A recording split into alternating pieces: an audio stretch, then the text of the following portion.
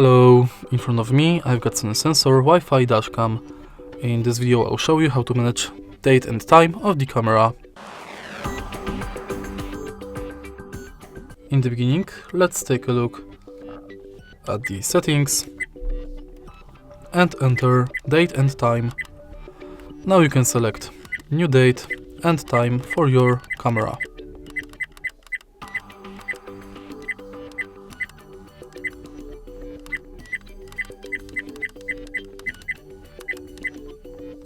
And also you can change time format.